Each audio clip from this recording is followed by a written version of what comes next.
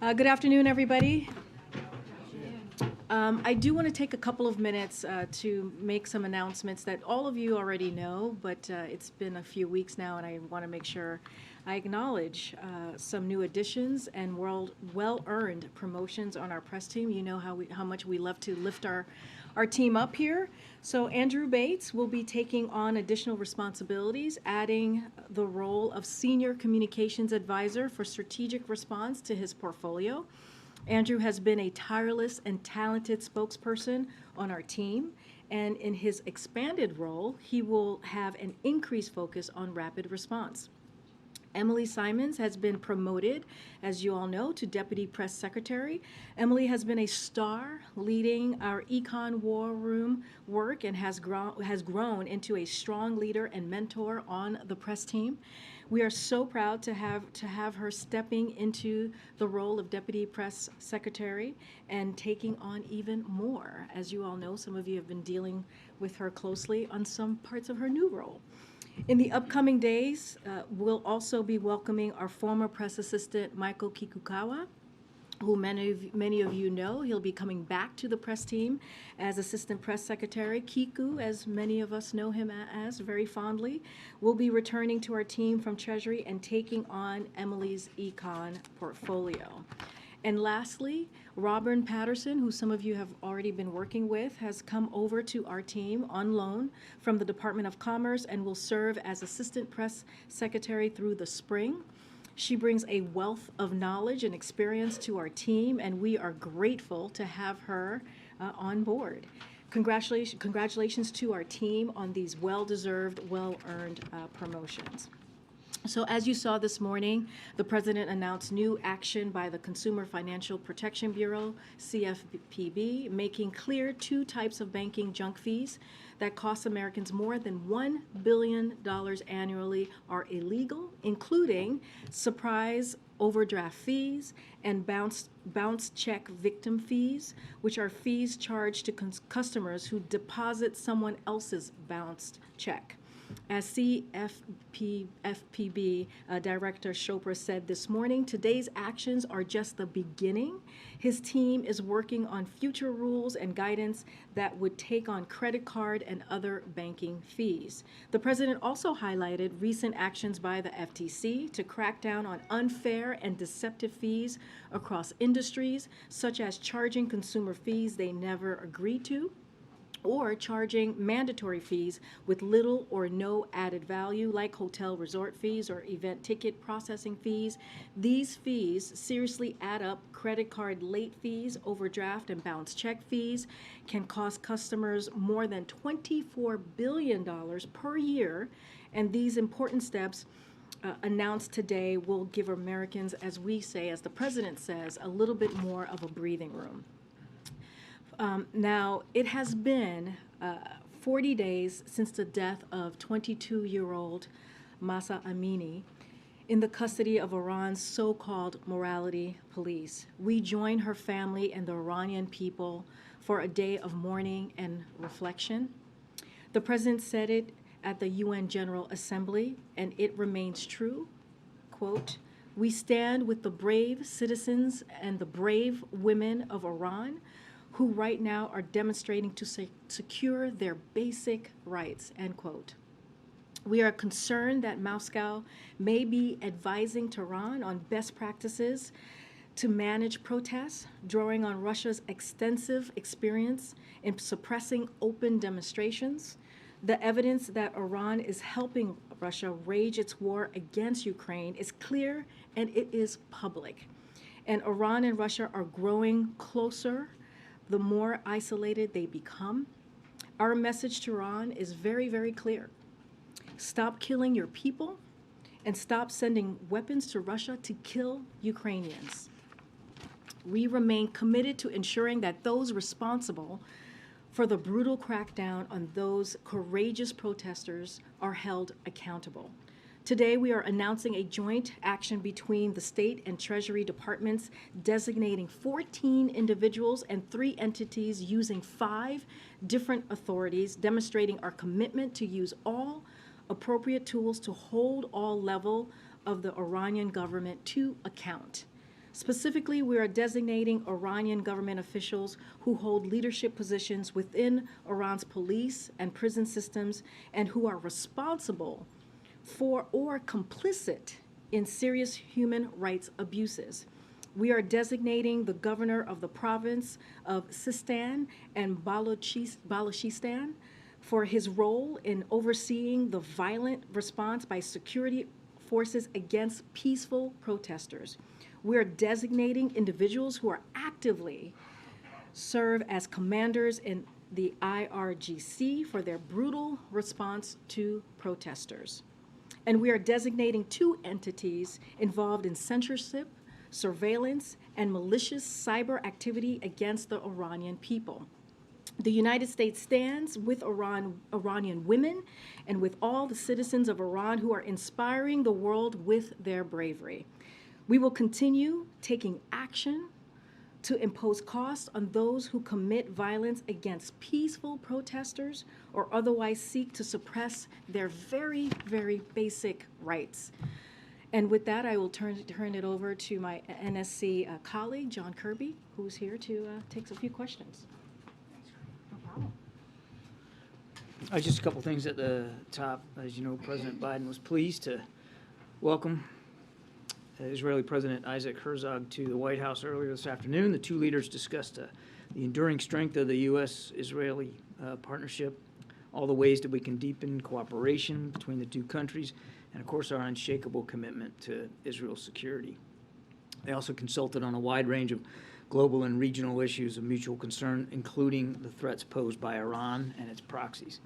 The President emphasized that his administration's pledge to ensure Iran never acquires a nuclear weapon. They also celebrated the forthcoming conclusion of a historic agreement concerning the maritime boundary dispute between Israel and Lebanon, and that was mediated by the United States. President Biden praised Israel's statecraft and their courage and noted that the agreement will set the stage for a much more stable and prosperous region, as well as being able to harness vital new energy sources for the world. The President also made clear his commitment to advance peace and stability in the Middle East and highlighted U.S. support for Israel's further regional integration into the Arab world. He emphasized the importance of taking steps to de-escalate the security situation in the West Bank and underscored that a negotiated 2-state solution remains the best avenue to achieve a lasting peace. He also underlined the need to take continued steps to improve the lives of Palestinians, which are, of course, critical to peace, security, and prosperity in the region. I think you know, just a second, he's meeting with senior defense leaders right now. This is part of a semi-annual senior leaders conference that the Pentagon hosts twice a year, bringing together all the commanders of the 11 combatant commands, as well as the leadership, both civilian and military, of each of the 6 branches of service. Coming right in the wake of the release of the National Security Strategy, the timing just couldn't be better for having this discussion this afternoon with these leaders, and I suspect you'll see that they'll discuss a wide range of issues regarding our national security, all the way from managing the strategic competition with China to the acute threat that Russia is clearly posing on the European continent, to the threat of climate change and what that's doing to our own facilities and our own ability to meet the nation's needs here and around the world, as well as a whole range of other issues. So lots to discuss today, and I know he's looking forward to having that. Thanks, John. Karine. Hoping you might be able to provide a little bit more context and evidence to back up Karine's allegation before that Moscow may be supporting Iran's crackdown on its civilian population. What expertise does the U.S. believe Moscow is providing, and what evidence do you have to back up that? I'm not going to get into too much of the sources of the information here at the podium. Karine wasn't putting forth an allegation; she was putting forth a fact that we know they may be considering some sort of support to Iran's ability to crack down on the protesters. And sadly, Russia has experience at doing that. So we'll see. We'll watch where this goes. But it's just yet another example of Russia and Iran now working together to violate not only the human rights and civil rights of people in Iran, but of course put in further danger the lives of Ukrainians. But has that support begun, or is it just Moscow considering that? Well, what I would say is we see signs that they may be considering the ability to help train Iranians on cracking down on protesters. It has not begun already. I don't want to go too much into more detail. I would just say we've seen signs that they may be considering lending that kind of support to Iran. But that's just an important point of clarification, because the transcript, I believe, will read, "We are concerned that Moscow may be advising Iran." So these are two different things. You're Maybe considering, maybe advising, already happening, advising. considering advising. Right, maybe advising. Yeah. Thank you. And then on Brittany Griner, I'm assuming you saw the comment from Peskov this morning, in which he said all contacts of the sort should be held in quiet. Is this a signal of some kind? Are you interpreting this as a signal of some kind that they're open to increased dialogue, further dialogue, or has there been any more dialogue since the verdict, since yesterday's decision court ruling? I don't have anything since yesterday's court ruling for her appeal to talk about, but I would tell you that the conversations with the Russians, they continue. They haven't stopped, and so that channel's still open, and we're still trying to use it to bring her and Mr. Whalen home. Did President Herzog provide any more specifics to the president today about Iran's UAVs or things that they have been able to do to assist Russia inside Ukraine? Did he bring that intelligence? I'm not going to go beyond the readout, Kelly. I'll let President Herzog characterize his side of the conversation. I know there were press reports before the meeting that he was considering doing that. We've already spoken to it, though. I mean, we've already talked about the fact that we knew Iran was providing UAV drone capability to the Russians. And in fact, we already talked about publicly the fact we know that they've got guys on the ground there in Crimea that are helping provide technical assistance and training support for Russian soldiers to actually pilot these things. So again, I'll let President Herzog characterize his side of the conversation, but this is a concern we've not only had and harbored, but have spoken to publicly. Thank you. Sean, the Iranian foreign minister keep repeating, saying that the administration is sending messages that they want to re-engage in the nuclear talks. Is this true? And do you think the time is suitable to re-engage? And second, when Karine said that the administration message to the Iranian regime is don't kill their own people and don't send weapons to the Russians, do you think this message will resonate with the Iranian regime? Well, on your first question, no. We are not seeking or asking for a new set of negotiations or renegotiation discussions on the JCPOA. That's not what our focus is on right now.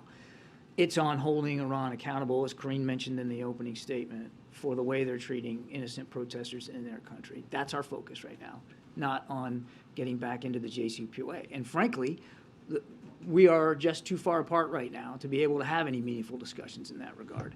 And on your second question, I mean, it never ceases to amaze me what doesn't seem to be able to soak in terms of message delivery to Iranian leaders. We've been very clear about our concerns over what they're doing to their own people. We've been very clear about what they're doing to enable the Russians to kill Ukrainians and to damage Ukrainian infrastructure. They're now on the ground in Crimea, assisting in that effort. The transfer of these drones absolutely is a violation of UN Security Council Resolution 2231, which prohibits the transfer of missile-related goods, equipment, and technologies to or from Iran. So I don't think we can be any more clear about our concern about what they're doing. And we're going to continue to work with allies and partners and with the UN to see if there's additional ways to hold them accountable. Karine mentioned, just with respect to the treatment of protesters, another 14 now sanctions in place just today. And we're going to continue to stay at it.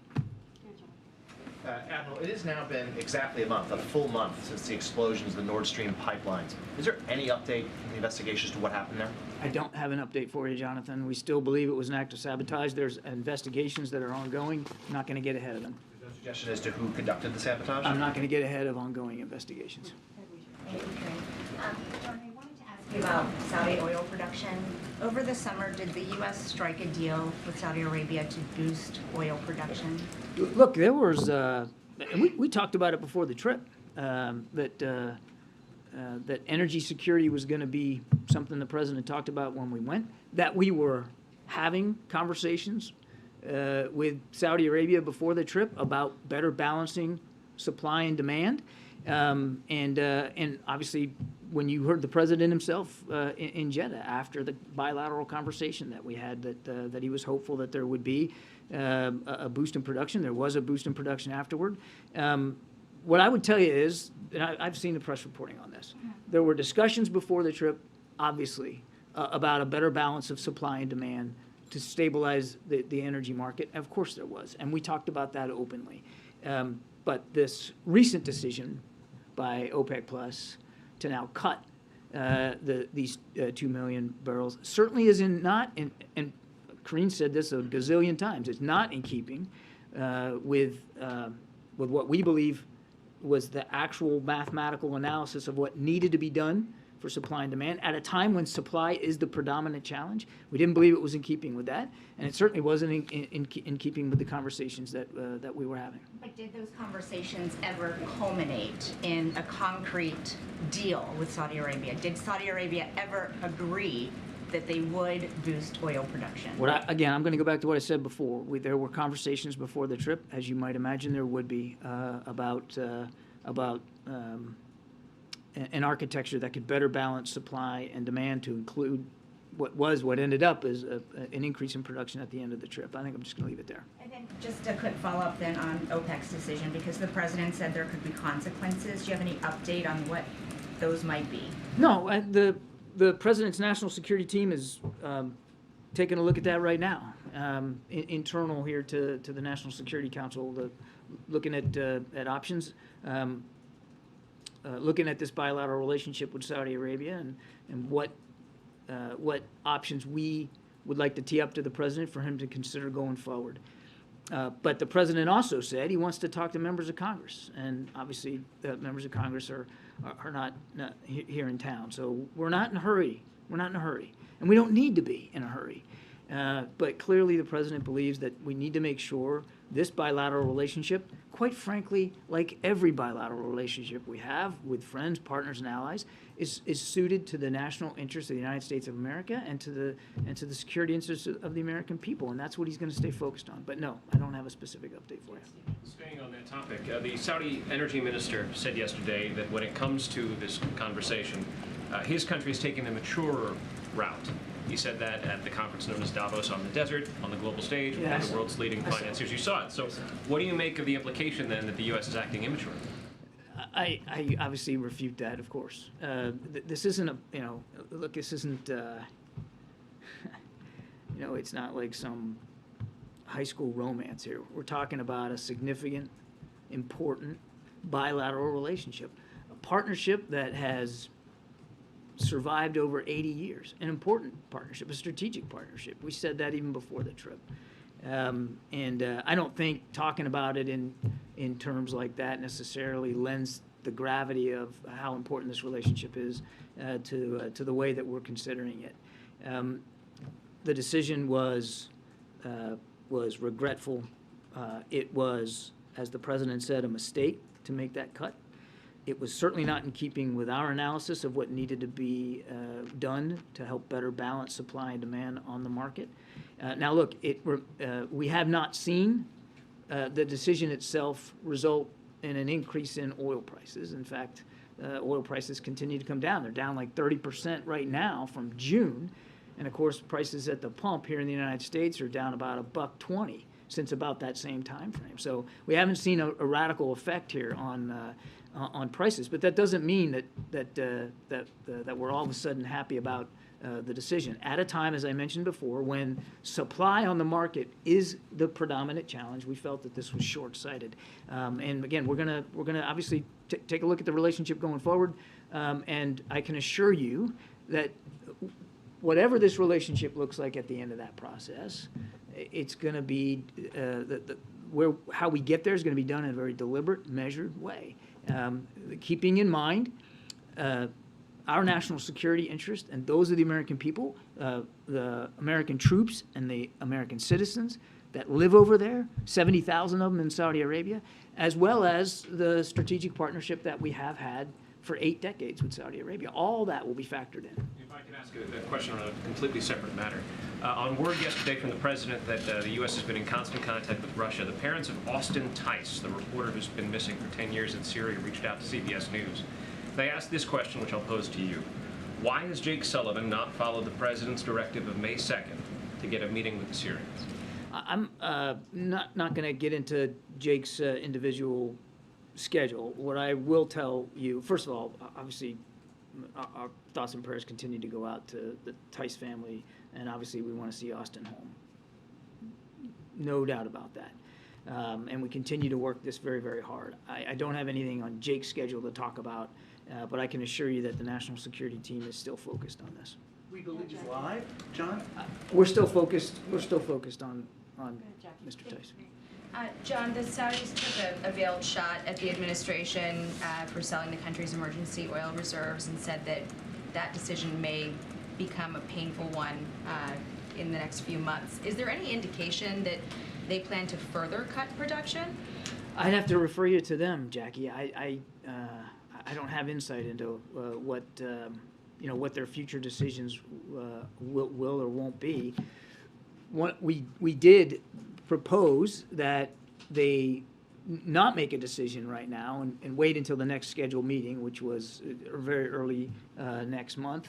So we'll see what they end up doing at this next meeting. Do you feel that the administration has sufficient insight into what foreign governments are going to do, given the reporting that the U.S. thought that there was a deal to boost production through the end of the year, that the decision from the Saudis and OPEC Plus came as a surprise and caused a bit of a meltdown in the West Wing? And your answer just now saying that, don't have insight into what they might be doing. Is that at all a failure of our diplomacy or foreign policy? No, I mean, there's a lot there. First of all, we didn't have a meltdown. Secondly, while we can't predict perfectly what OPEC Plus is going to decide to do. We're not part of that cartel. It's not like we don't have ongoing discussions with the Saudis and with other members of OPEC. We do. And we try to get the best information we can. Obviously, they have to make the decisions that they're going to make. So we'll see where they go on this next meeting. What I can speak to is President Biden's priorities, and that's making sure that we continue to keep the price going down and to reduce the pain at the pump for the American people, and to try to do what we can in a measured, deliberate way to help better balance supply and demand inside the global market. And it is a global market, and I think that sometimes gets forgotten. What are we doing to increase the supply of diesel, given that the Energy Information Administration said as of October 14th, the U.S. only had about a 25-day supply? You have the Northeast and New York already rationing home heating oil. What are we doing to prepare for the winter and to ramp up supply of diesel? I'll take the question on the diesel because I just don't have the data on that in front of me. So let me take that and we'll get back to you on that. But writ large, the president has been working very, very hard to make sure that that not only are we ready for fluctuations that could come, and of course the prices are going down, and we think that's important, but that we are also doing what we can to help our European friends and partners who are also going to be facing a long, cold winter. We have doubled our commitment. The commitment he made in March for natural gas exports to Europe, we've doubled that commitment in terms of actual, getting things over there, getting natural gas over there. And we are working with foreign suppliers of natural gas and oil to see if we can't help our European partners diversify their own storage and supplies. Many of them are, in fact, building up their storage capability here for the winter. Some are farther along than others, and we're working closely with them bilaterally and multilaterally to see what we can do to help that. But I will owe you a question on the diesel. Hey, Don. On the dirty bomb allegations that Moscow is making, I'm wondering if you can walk us through some of the potential scenarios that the U.S. sees here. As it relates to Russia potentially planning or executing a false flag operation, do you anticipate that they will use the mere threat of a dirty bomb by Ukraine as an excuse to retaliate with a tactical nuclear weapon? Or do you anticipate that they would actually deploy a dirty bomb themselves, blame Ukraine and then use a tactical nuclear weapon. How does the U.S. see this? Yeah, let me start the question at what I would normally do at the back end, and that's to say that we haven't seen any indications that the Russians are making preparations for the use of a dirty bomb, or quite frankly, the use of tactical nuclear weapons. I think that's important to get right out front. It is a common Russian play for them to blame others for what they are doing themselves or about to do themselves, which is why we took it very seriously when the Russian defense minister called the Secretary of Defense and said that they had information that the Ukrainians were fixing to use a dirty bomb. Obviously, it's a false allegation. That's not true. The Ukrainians have nothing like that in mind. They have no intention to do that. So that's why we take it seriously. Now, the question you're asking is, are they just using the threat of it, or are they actually doing it? Again, we've not seen any indications that they're making any preps to do that. I wish I could get inside the Russian mindset here and tell you exactly what they're thinking with respect to why they put this out there. I can't do that. All I can do is tell you we took it seriously. We've spoken about it publicly. We're monitoring it as best we can, and we're going to make sure that we can continue to do what we have to do to help Ukraine defend itself. So are you preparing for both of those scenarios? We are making sure that Ukraine can defend itself against a range of threats that the Russians are posing inside Ukraine, and I think I'm going to leave it there. And lastly, you've made clear that Russia using a tactical nuclear weapon would be crossing a very significant line. Do you view the use of a dirty bomb as crossing that same line? The use of a dirty bomb would cause significant casualties depending on the size of it, and certainly follow-on casualties as well from radiation exposure. I'm not going to classify it one way or the other, except to say that it would be yet another example of Russia's brutality on the Ukrainian people, another level of atrocity. If they were to do it, that would have to be dealt with and properly, and they would have to be properly held accountable for it. Chairman, then we'll go to that. Does the White House agree with President Zelensky's comments this week that Israel needs to step up its support for Ukraine and specifically to provide air defenses? That's for the Israelis to decide. There's more than 50 some odd nations that are providing some measure of assistance to Ukraine, most of it in the security realm, weapons, non-lethal, money. That Secretary Austin holds the Ukraine contact group meeting now. I think he's had 6 or 7 of them. And here's the thing about it. Every nation that comes to that meeting, they do it on their own terms. And they decide for themselves what they're willing to provide to Ukraine.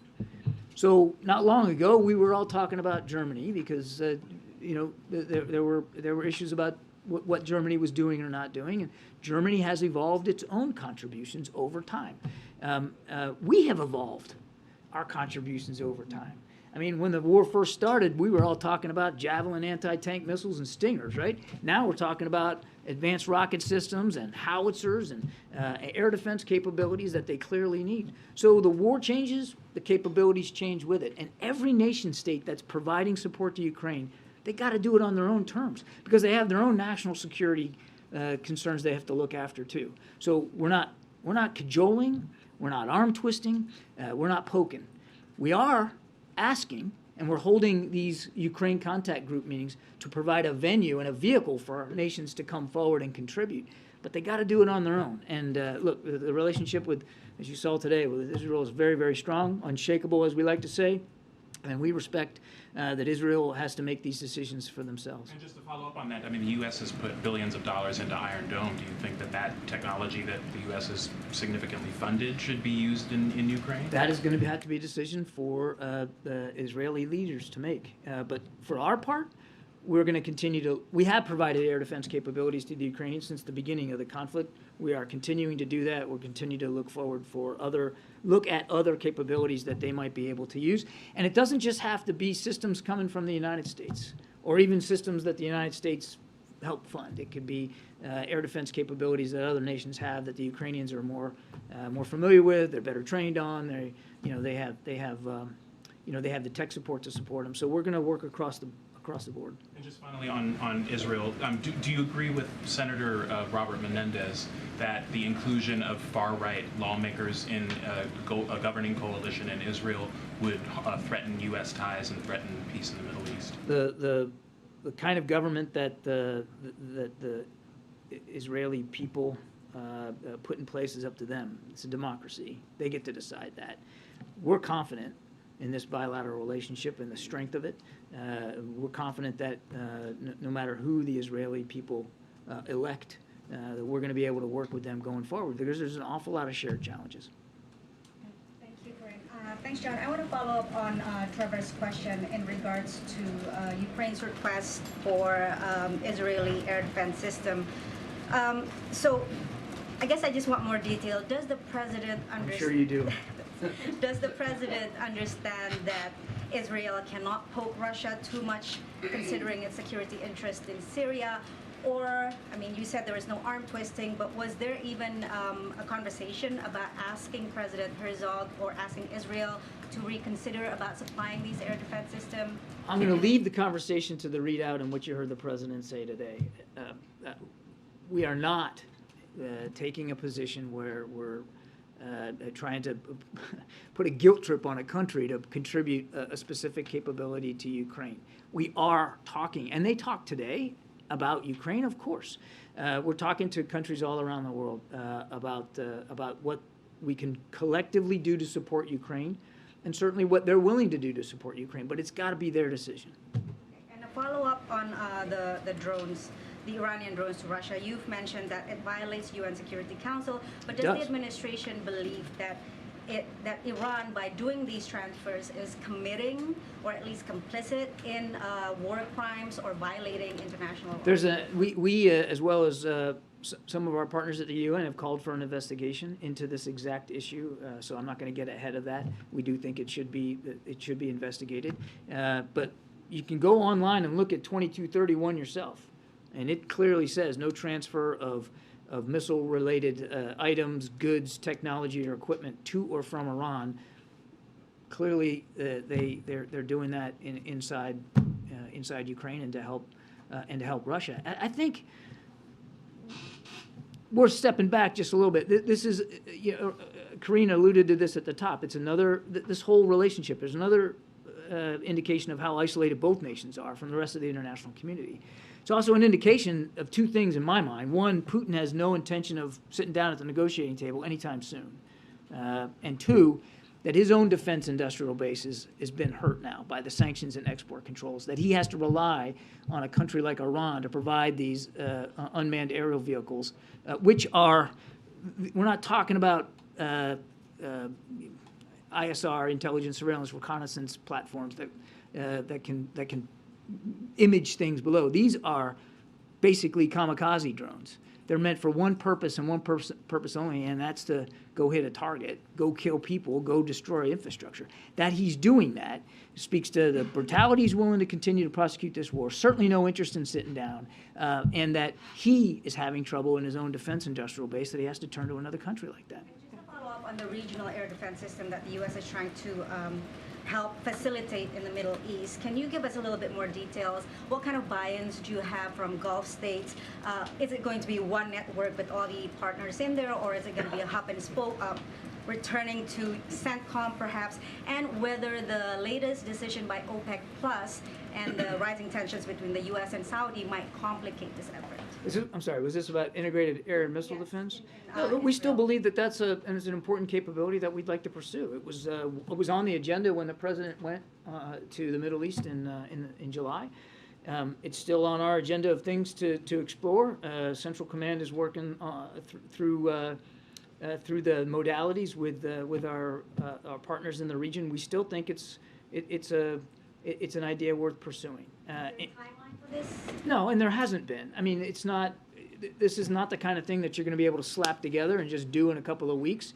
Integrated air and missile defense means netting together a series of sensors as well as kinetic capabilities, interceptors, missiles, and the launchers that put them up into the air, netting all of them together in a coordinated way so that everybody shares the benefit of the missile defense capabilities of your neighbor. And given the fact that Iran's ballistic missile program continues to improve and grow, we still believe there's a lot of merit in that idea.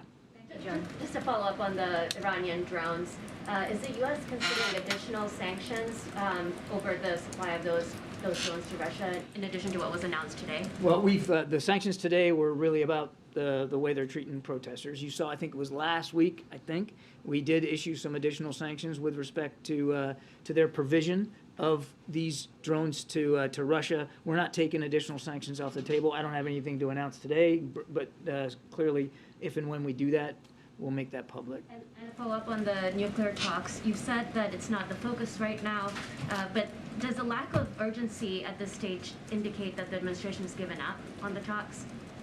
Well, I'd push back a little bit on the lack of urgency. What I said is not our focus right now. Our focus is on holding the Iranian regime accountable for how they're treating their own people.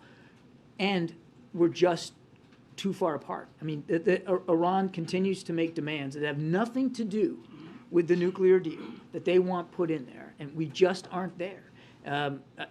As I said in my opening comments in the meeting that the president had with President Herzog, we reiterated that our commitment, the president's commitment, to making sure Iran cannot achieve a nuclear weapon.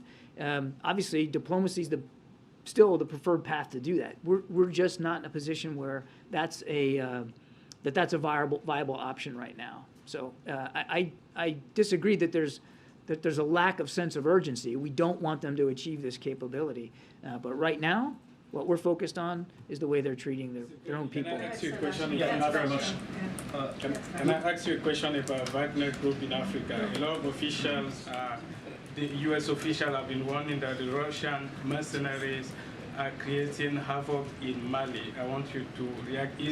Do you understand the void that they are there to fill? Do I understand what?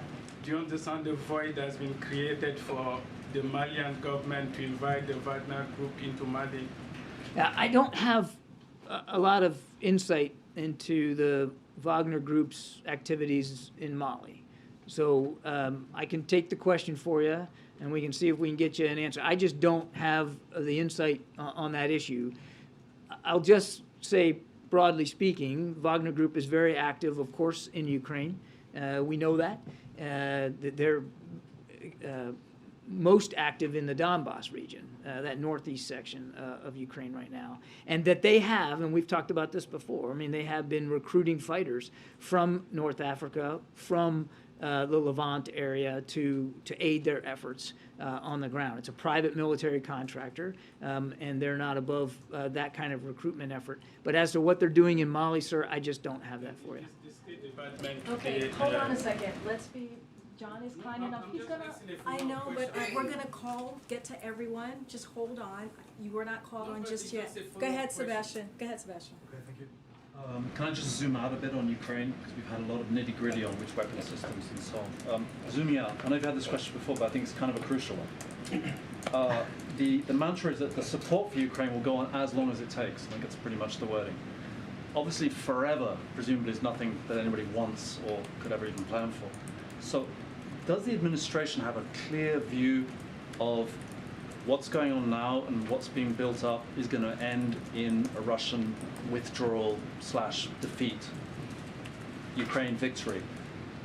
If not, what is the, as long as it takes, where does it go? If you're asking if we can predict the end of this war, what it's going to look like and when, the answer, of course, is no. All I can really tell you is what we see now.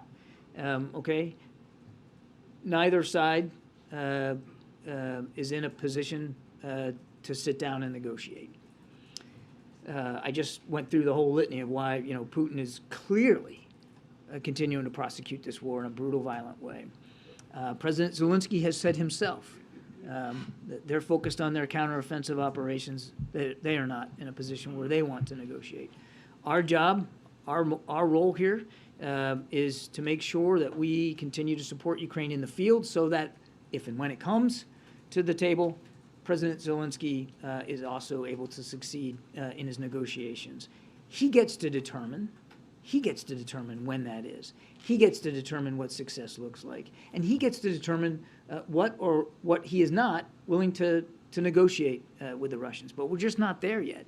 So our focus is on making sure he's got the tools and capabilities he needs to succeed on that battlefield, because that battlefield success will, no question, have an impact on the if and the when and the scope of any negotiations going forward. And yes, we've said as long as it takes.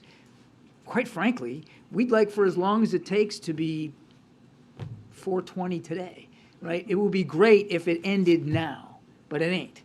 And until it does, we've got to make sure that we're postured to help Ukraine. All right, we're going to try and take as many as we can. Just to sort of follow up on kind of the conversations you've been having about Russia and Iran, is the assessment then that that relationship has grown closer since the invasion of Ukraine? I think it's hard to argue that it hasn't, at least from a tangible perspective, in terms of the transactional nature of this, it's hard to argue that it hasn't grown closer. Thank you. Okay. Thank you, John. Two questions. First of all, regarding the, God forbid, deployment of a dirty bomb against Ukraine, I'm sure the administration would hold Russia accountable, except Russia's not going to own up to it. They've been fighting this proxy war since 2014. Most of the attacks taking place in the Donbass, Russia was like, hey, it's got nothing to do with us. Same with the attack on the Nord Stream pipeline. If we don't know who is behind the attack, how are we able to hold anybody accountable? First of all, there hasn't been one, and we don't want to see one. All I can tell you, and that's a very hypothetical question. All I can tell you is we're monitoring this as best we can. We know that the Ukrainians are not planning, are not thinking, are not preparing for the use of a dirty bomb. We know it's a part of the Russian playbook. Again, as I said to Jeremy, to blame others for that which you're going to do yourself, which is what gives us concern. We're going to watch this as best we can. I can't tell you with perfect specificity that should one get used, we're gonna know the time and the place and the size, and that we're gonna be able to have forensic evidence right on the ground about where it came from. But we're going to treat it seriously, and we're obviously to the degree Russia needs to be held to account for that kind of activity, we'll do that. The Ukrainians are not preparing for that right now. That's right.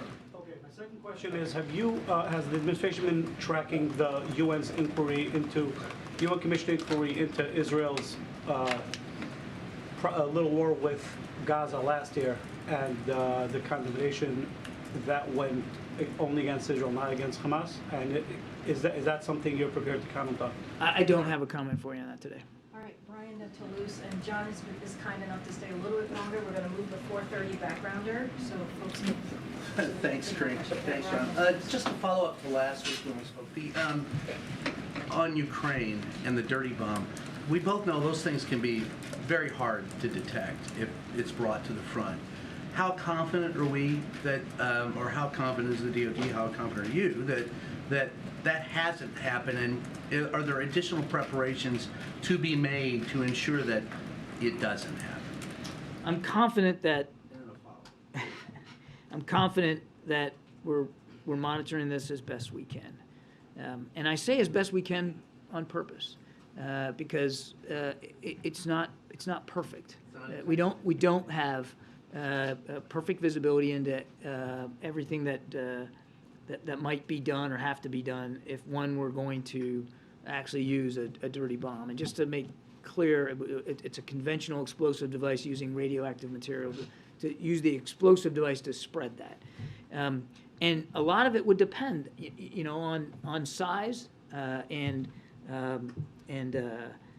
how much preparation was put into it, if in fact it was used. So we're watching this as best we can, and all I can tell you with confidence is we don't see any indications that there's preparations for use. We certainly know the Ukrainians aren't going to go down that path. We've seen nothing that would tell us that the Russians are, at this point, preparing to do that at this time. And then a quick follow-up to yesterday's withdrawal of the letter from progressives of the Democratic Party requesting a change in the status of our relationship with Ukraine. For our allies, there have been reports that that our allies are a little concerned about our commitment to Ukraine because of that statement.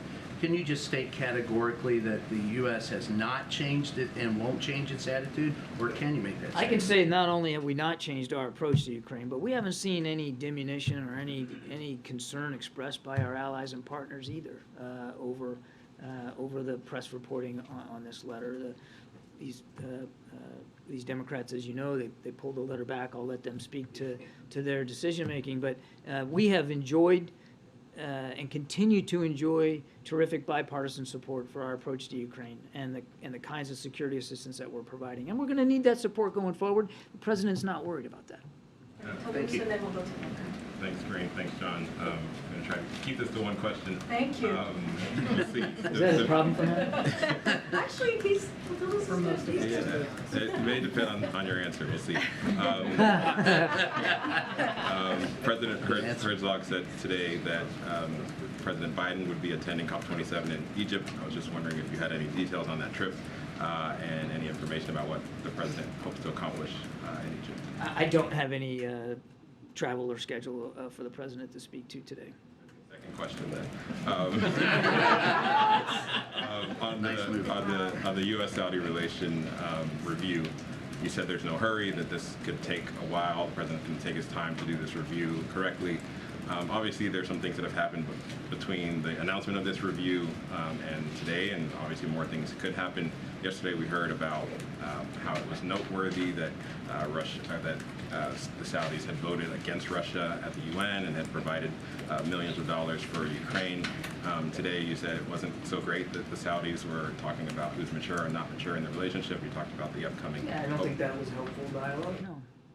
So my question is sort of, are there things that the U.S. is looking for the Saudis to do between now and the completion of this review to shape the way and the direction of the review? Are there things that the Saudis could do to shape the direction of the ultimate? We haven't given them like a to-do list. I mean, that's not the way a strategic partner acts with another partner. Not at all. I think Karine did talk about yesterday their vote at the UN, and they have contributed now, or agreed to commit hundreds of millions of dollars to Ukraine. All that's welcome. As I said to the question I got on Israel, these are national decisions and sovereign decisions, and we respect them all, and we certainly respect the ones that the Saudis have taken recently. But no, we're not. It's not like we have a laundry list of things that they have to do or that we're asking them to do. I want to go back to what I said before, at the risk of sounding redundant. It is a strategic partnership, and it has been for 80 years. Nobody's talking about rupturing it. It's an important partnership that bears fruit in the region on many different levels: counterterrorism, climate change. I mean, there's a lot there. But we believe that in light of the decision, that we want to make sure this relationship going forward is obviously serving the national interests of the American people as best it can, and we'll get there.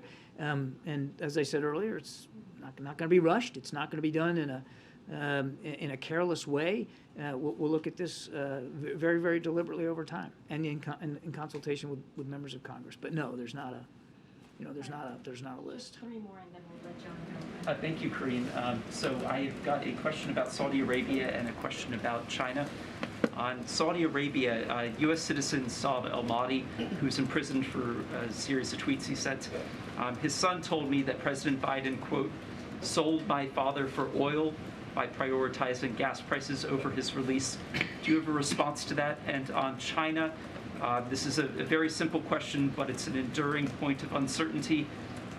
Does the president's son still co-own a company with China's government? And if not, can you provide some basic transparency about who bought that stake and for how much money? I don't have anything for you on your second question, but let me address your first. First of all, we understand the angst that the family's going through. We appreciate that. We respect that. And we know that they'd love nothing more than to have him back.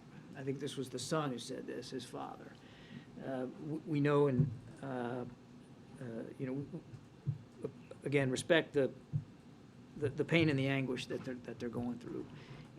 And we never lose sight of the pain that families are feeling here back home, or the trials and tribulations of people that are wrongfully detained elsewhere around the world. It's something we're constantly focusing on.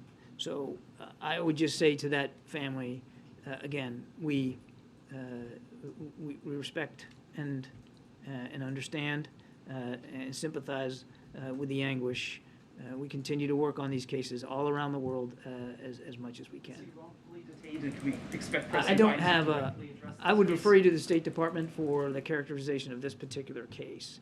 But it's not just wrongfully detained Americans. We are concerned about all Americans that, that are held overseas against their will, whether it's technically wrongfully detained or not. I'm not going to get into this specific case. I would just say to the quote that you read from this individual, we appreciate and respect the anguish that the family's going through. It's never far from our minds, and we work as hard as we can to get these cases resolved. Publicly mentioning this, he of course did not mention it publicly when he went to Saudi Arabia in July. I mean, he did bring up issues of human rights. It was like the first thing that he brought up in the bilateral discussion.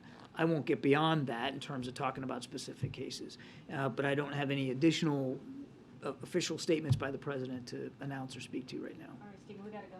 Thank you, Thank you. Karine. Which one? The young man next to you. Thank you. President Biden just met with the Israeli president. I have a question on the killing of Al Jazeera journalist Shireen Abu Akleh. The U.S. Security Coordinator's report was not an investigation. It was based on the Israeli investigation, the PA's investigation. There was a ballistics analysis done that was inconclusive.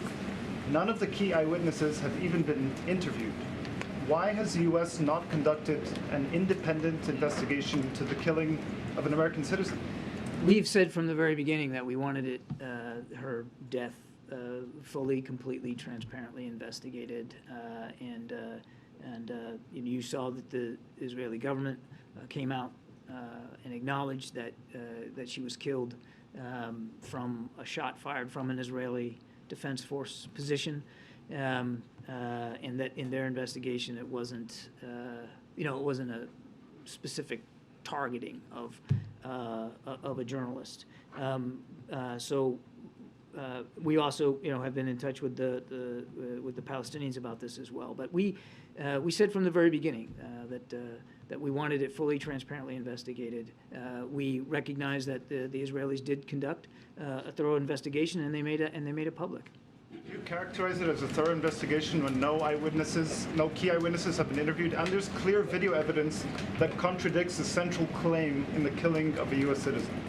Well, again, we continue to mourn with the family, and this obviously should not have happened. But I'm not going to speak any more about the investigation that's been completed. Last question. Go ahead.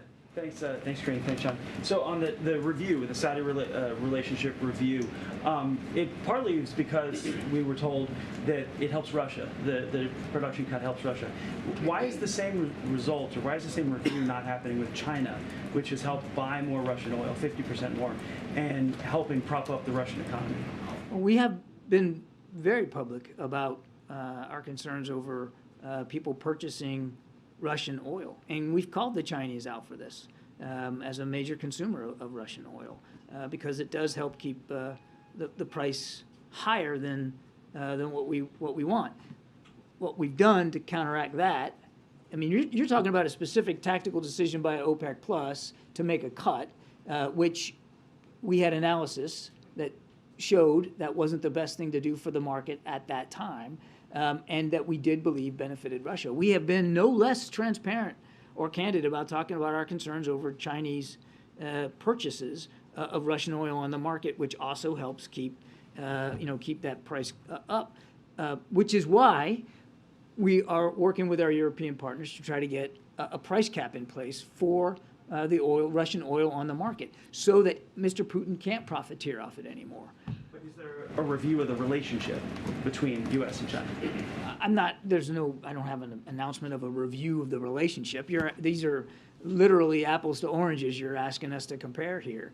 Take a look at the national security strategy, which we just released a couple of weeks ago. It makes it pretty clear how we feel about the bilateral relationship with China. It's a strategic competition, a competition that the president believes the United States can win. And there also present specific threats and challenges in the Indo-Pacific region that we have to make sure that we're ready for. And we're not bashful about talking about this very complex relationship with China. There are things that we believe we can and should cooperate with them on. Climate change is a good one, and they're the ones that pulled back the bilateral discussions that we were having at a working level on climate. They're the ones that pulled back on some of the military bilateral working level conferences and forums that we had. So there's tension in this relationship. We believe we can manage that tension. We believe we can succeed in this strategic competition. And again, I would point you to the national security strategy, which I think lays it out perfectly clear, how we look at this bilateral relationship and, with or without a review, how we're going to manage that relationship going forward. Thanks, everybody. Appreciate it. All right, thanks, John, for your time. Appreciate you. Okay, we have about 15 minutes. So, Zeke, you want to kick us off? Karine, did the president watch last night's Senate debate in Pennsylvania? I knew you were going to ask that question. So I actually tried to get an answer for you. I went to the Oval, but the president has had a very busy morning, as you all know, with the Israeli president he's hosting, who's in town. And so I was not able to get an answer on that, if he was able to watch the debate last night. But I do want to be careful. I'm not going to get into political matters from here. No, I know. I always preface that because just want to be safe here. We do care about the rule of law here. So just want to say that. But I will say this, the president looks forward to working with the lieutenant governor when he is in the Senate. And so we, to continue to lower costs, to continue to deliver for the middle class family. I could say also that, in his conversations that he's had with Lieutenant Governor Fetterman, he finds the lieutenant governor to be a strong and authentic advocate for the middle class. And as you know, he has traveled many times to Pennsylvania, and they've had events together. And he's looking forward again to continue to work with him. A separate question. We know Friday the president plans to meet with Lieutenant Governor Fetterman in Pennsylvania. It's also the first day of early voting in Delaware. The last time there was an election in Delaware, the president had to make a last-minute trip up there to vote in the primary at some significant taxpayer expense. Does he plan to vote early or on election day? Look, the president, as you know, believes that people's right to vote is incredibly important, and he clearly exercises that right. And I don't have anything to preview on his schedule about when he's going to be voting. And when that happens, we certainly will. You will all know. But I don't have anything to share on the timing of when he's going to vote. He certainly will vote. I just don't have a timing on when. Okay. And just a really quick follow-up to Zeke's question. Given the amount of time that the president has spent with Fetterman and the conversation that is happening today in the wake of last night's debate performance, does the president have any concerns about, has he ever raised, either in a conversation with you that you've been a part of or with others here at the White House, any concerns about his health? So I'll say this, in personal conversations that the president has had with the lieutenant governor, the president has found him to be impressive, an incredibly bright and talented person who's just as capable as always to carry out his office, the duties of his office. As we know, he is lieutenant governor currently, and has great ability and heartfelt concern for the people of the Commonwealth. And that is what the president has observed himself. That is, as is the case before and is the case today. And he respects the courage and the honesty that he sees from the lieutenant governor, that he's experienced in their conversation, in their relationship over time. And we have of course, as relates to your question about his health, seen the same comments from independent medical experts that you all have noted, and that the improving symptoms he has to do with the speech and hearing, not all with cognitive function. So Again, he thinks that he looks forward to working with the lieutenant governor in the future, and sees him as an authentic individual who is fighting every day for the middle class, and finds him incredibly impressive.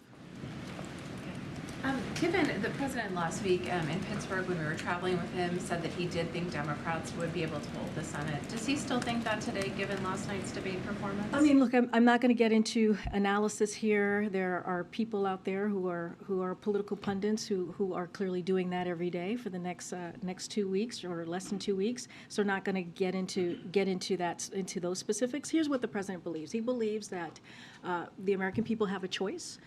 There's so much at stake for our country, and he believes that the choice is very, very clear. He believes that Democrats and congressional Democrats and the president have a lot to speak to, and you've seen that across the past several weeks from this president. He's talked about student loan. He's talked about economic recovery. He's talked about today even the junk fees and what his administration is doing to make sure that we give a little bit breathing room for the American people. He's talked about lowering costs. We see gas prices, as Kirby was saying, has come down about $1.25 a gallon because of the work that this president has done. So he believes, and let's not forget the Inflation Reduction Act that only Democrats voted on, that's going to lower healthcare costs, that's going to really put in a great effort in fighting climate change, and also lower energy costs. So for him, he believes, and also congressional Democrats, because you hear them talking about it as well in their districts and states, have a lot that they have delivered for the American people, and that's going to be his focus these next couple of weeks, as it's been these past several months. Just one more question. Given, polls show that voters at this point, the primary concern heading into the midterms is inflation and the economy. By a 2-to-1 margin, voters trust Republicans more than Democrats to handle the economy. I wonder, given this sort of majority sentiment of voters, is the president considering making any changes to his economic team after the midterms? No. Today, the rank and file and the Brotherhood of Railroad Signalmen voted 61% against the tentative agreement that was brokered by the administration to stave off the railroad work stoppage. What's the White House's reaction to that, and are you concerned that strike is ahead? So a couple of things. I do want to give a little bit of a laydown of what we think here. The unions that have not ratified and the railroad employers have agreed to a cooling off period that extends well into November, giving them adequate time to continue their work and ensuring that our economy is under no immediate threat. The president remains focused on protecting America's families, farms, and businesses by avoiding a rail shutdown. That is our priority, of course, when it comes to these discussions. Both sides have said they share that desire as well. As the president has said for months, any shutdown would be completely unacceptable.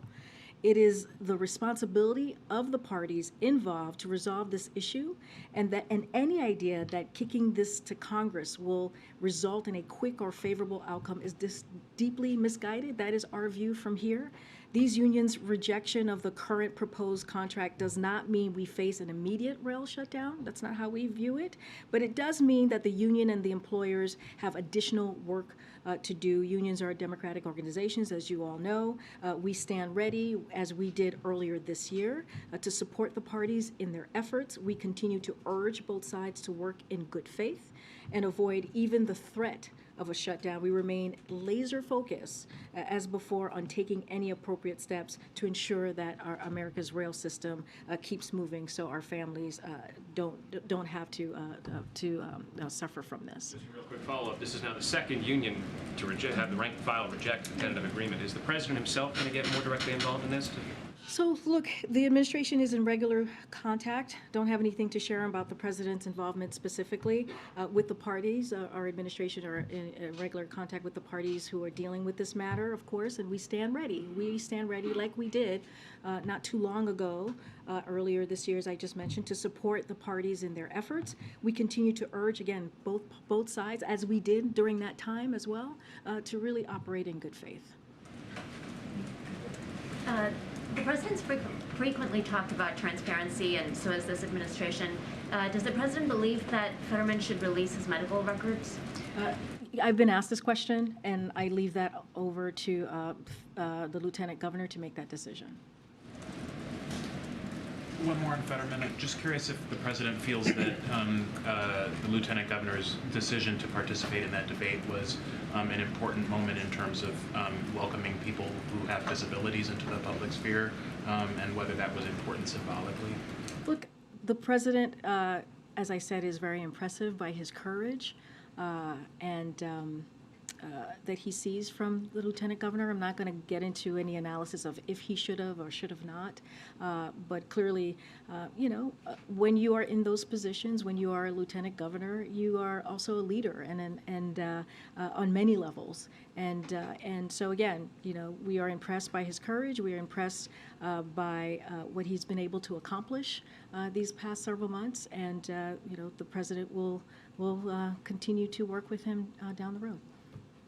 Thanks, Karine. I wanted to ask you about Leader McCarthy's comments that a Republican majority would not write a blank check as it relates to Ukraine aid. My colleagues are reporting that McCarthy has been reassuring Republican lawmakers that his comments about Ukraine aid, that he wasn't planning to abandon Ukraine aid, and that he was simply calling for more oversight of federal dollars. I'm wondering if the administration accepts that interpretation, or if you have any comment on it, and also whether McCarthy or his office have reached out, or if you've had any conversation with them about the future of Ukraine aid. So I'm just going to repeat what the president said when he was asked this question, because I think he touched to the question that you're asking me. He said he understands why people have concerns.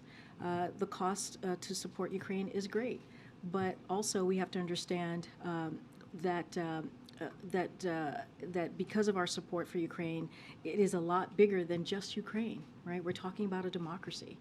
We're talking about Ukrainians who are fighting for their freedom. We're talking about an unprovoked war that was started by President Putin. And we all understand that. Our partners, our allies understand that, and congressional members understand that too. Because remember, the support that we have seen has indeed been bipartisan.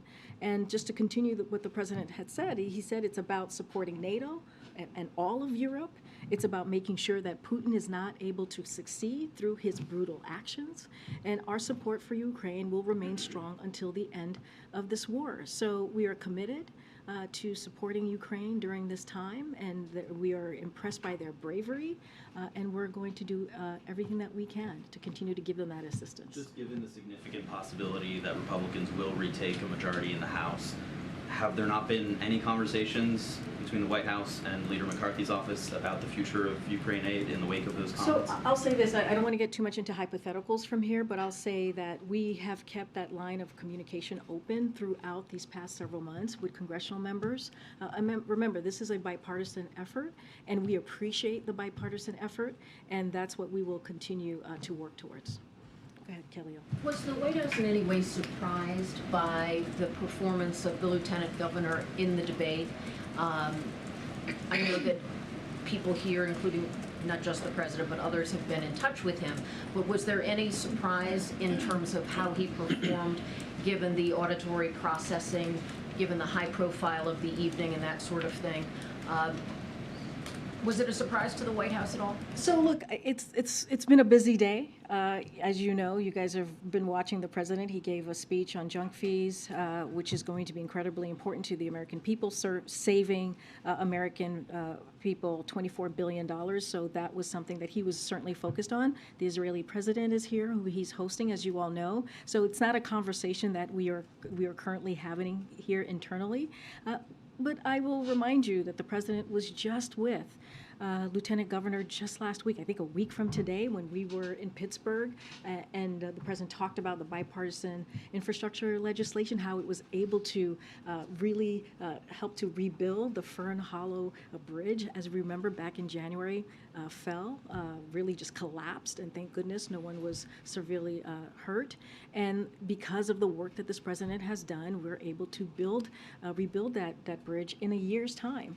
And so, or just under a year to be exact. So that's kind of our focus. Our focus is how we're going to continue to do the work that we have been doing for the past several months. Again, the president, in his personal conversations with Lieutenant Governor, he finds him to be an authentic, really brave individual. Do you need to have any additional captioning service or anything like that to help facilitate that conversation? Well, with you the guys, president? I mean, you guys saw him. I think some of your colleagues were there when we went to Philadelphia to the fundraiser, and so your colleagues were there, and so they could speak to that themselves. And so, you know, I'm not gonna get into what he shouldn't do, not do, medical. That's not my place to do. That is for the Lieutenant Governor to answer on his own for himself. But again, the president looks forward to working with him down the road. On student loans, I was wondering, is the White House making any preparations for the possibility that the Court of Appeals could block President Biden's student loan debt forgiveness? So right now, as you know, I've talked about this a few times.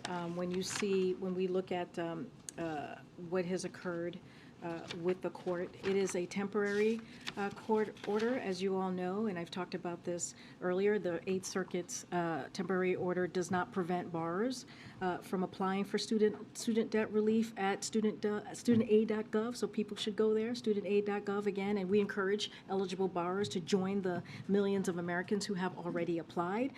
But the order doesn't prevent the Department of Education from reviewing these applications and preparing them for transmission to loan services. It is also important to note that the order does not reverse lower court's dismissal of the case or suggest that the case has merit at all. So it merely prevents debt from being discharged until the court makes a decision. So we will continue to move full speed ahead. We understand how important the president's policy is because again, it's going to give families a little bit of breathing room. And let's not forget, it's going to help 90% of the borrowers that it's going to help are going to be folks who make less than $75,000. So we're going to move full speed ahead in the process, getting prepared. Again, it's a temporary order. Okay. Thanks. I'd like to follow up on something you were asked Monday about presidential press conferences. It's been since January since the president has held a press conference here at the White House. Is this administration at all concerned that the scarcity of press conferences by this president has in any way led to some of the misinformation that has been out in the public? And can we please get him in here? I mean, look, I understand the question. You guys have to ask the question about press conferences, duly noted. And so we, again, appreciate the question. But the president took questions. He literally took questions while he was getting a needle in his arm yesterday in getting the new vaccine. So he certainly takes questions from all of you.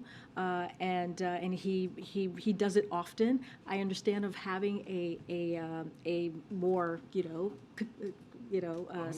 more. Well, I mean, look, the president is happy to take questions. He does it pretty regularly. I duly noted on the press conference. But again, this is a president who has not shied away from taking questions from all of you. And so I think he'll continue to do that almost every day. He'll continue to make sure that I'm sure on his own will continue to take your questions. Just let him know we'd love to see him in here someday. Okay, but again, I'm not going to get ahead of him of where we are with the process. But again, the president takes questions from all of you almost every day. Thanks, Karine. You had just said that there are no plans to adjust the economic team after the midterms. So I just want to ask in a follow-up, can the administration then say when Americans can expect to feel relief from inflation? Is there a date they can look to? So I will let the experts speak to that. I'm not going to get into when that's going to occur, right? But we have seen some relief over the past several months. We understand there's more work to be done. But look, the president has been laser focused on doing the work every day to lower costs for the American families because he understands what inflation is doing to American workers, American families, and so he's going to continue that work. I just talked about gas prices. That has gone down about $1.25 a gallon for the past several days. It's going to continue to go down. That is saving American families about $130 per month. That matters. Last week we talked about hearing aids. That's going to how we're lowering cost. Hearing aids cost about $3,000 a pair. What the president did last week is going to help, tens of millions of Americans, and that matters. The junk fees going to give Americans a little bit more breathing room. So look, we understand that there's more work to do. We understand that families are being squeezed by what's happening currently with inflation. But again, we have seen some moderation. I believe we'll continue to see that. Don't want to get too much into the economist world, but because of the president's economic policies, we have made sure, the president has made sure that we don't leave anybody behind, that we have a strong labor market, that unemployment is at the lowest that it's been in 50 years, and that matters. And we should talk about that as well as acknowledging what American families are going through. I'm just going to, okay. All right, guys. Thanks, everybody. Thank you.